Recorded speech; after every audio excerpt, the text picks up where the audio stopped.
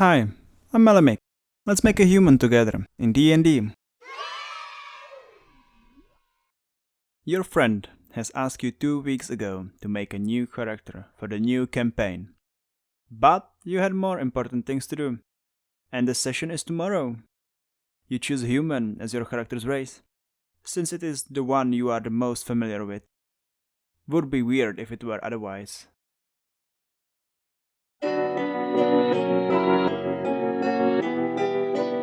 While you have unlimited options thinking about who your character is, where he comes from, and what he looks like.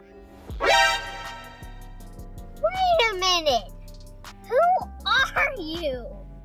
Humans of Faerun in the rules of D&D 5th edition do not have any subraces. They only have standard and variant option, which makes them sound as fast food menu. So let's talk about bonuses you get as a human. As most races, your size is medium, and your lifespan depends on how much cool stuff you try to do when drunk. Parkour! Parkour! Parkour! Parkour! You get +1 to all ability scores, making your average human the most average human of them all. Also, as everyone from Europe, you know 1 extra language in addition to common. And years of power walking to tavern gave you the walking speed of 30 feet. When you choose the variant human option, you instead increase 2 different ability scores by 1, gain proficiency in 1 skill, and gain 1 feat. This extra feat does not increase your movement, but allows you to pick special rules to which your character wouldn't have access until the 4th level, making them ideal choice for min-maxers and power gamers, which copy the character idea of Reddit. No shame, no shame. When it comes to classes, humans can be anything. As you have most likely noticed, human theme is versatility. Unlike many other races, they cannot innately do magic, but through long studies of weave, intense praying, or for price of 1 soul, they manage to do it anyway.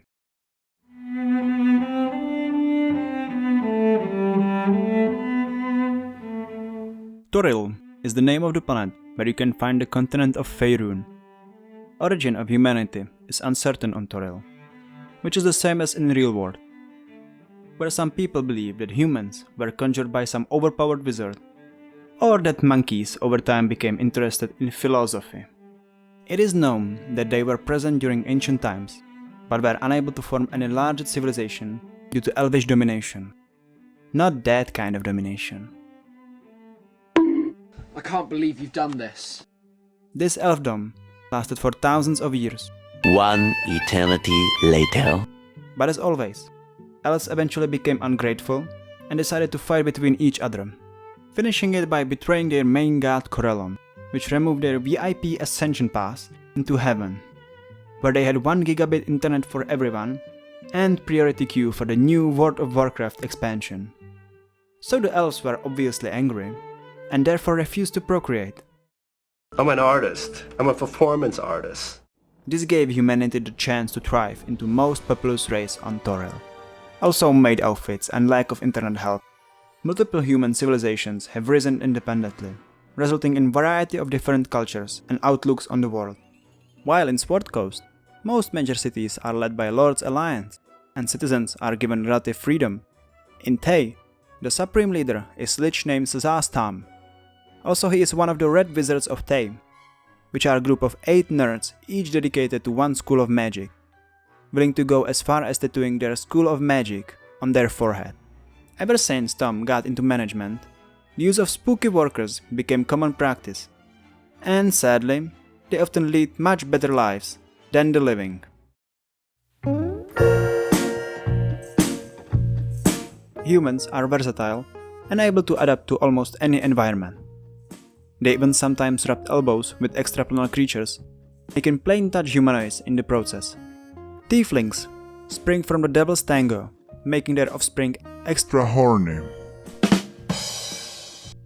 Aasimars result from Holy Chat Spirit visiting your partner.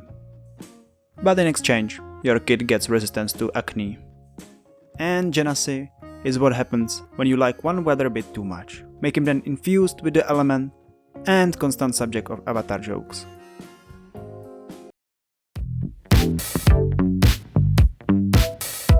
When it comes to alignment, humans are all over the place, but common folk tend to stay neutral. Until one of the players tries to shank them for 2 copper in the outhouse. I have the power of God and anime on my side! Gods in Forgotten Realms are real without a doubt, and are often meddling in mortal affairs. They have their own goals and schemes ongoing, choosing their champions to do their bidding in prime material realm. Their power depends on number of their worshippers, kind of like social media. Most races have their own pantheon of deities. Humans worship variety of them based on their alignment and regardless of the pantheon. It is common that in some regions, one god is more prominent than the others. There is one city in Sword Coast of Faerun, known as Waterdeep, where you can find shrine of every god regardless of their following, even for the useless ones. One of the most worshipped gods are Tyr, god of justice, Timora, goddess of good luck, to which for some reason everyone prays at the start of League of Legends matchmaking, and Mystra, goddess of magic.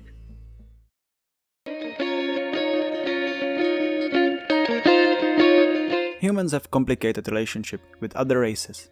While some villages might trade with goblins and similar monster races, other villages will attack anything other than human on sight.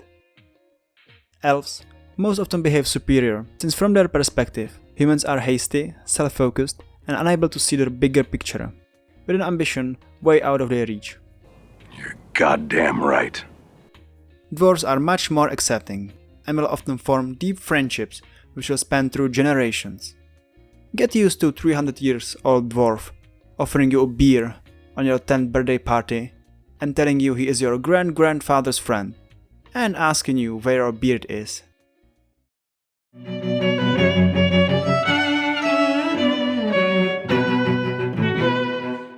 Humans have many reasons to go on an adventure. As is customary, your first few characters will be orphans. Once you spare your characters from protagonist syndrome, you can get more creative with your character's motivation. For example, you have somehow ended up in debt and swore your service to mysterious noble. He wishes, in exchange for paying your debt, you help him extort money royals owe him. You promised with a girl you would marry her once you finish your studies, but when you came back home, the girl was gone. Locals told you she married some strange traveler. You decide to track her down to confront her, but in process you uncover she has been charmed via magic by a fiend in human disguise. You are a wealthy merchant, but you are getting old, unable to part with your possessions yet. You embark on a journey to find a way to prolong your life. But I am sure you can come up with even better motivation for your character. Once you have an idea, you should work with your dungeon master on it, and try to fit it into the campaign, so it doesn't only sit at the back of your character sheet, without any meaning. Hey there! Thank you for watching. Press like if your next character is going to be human.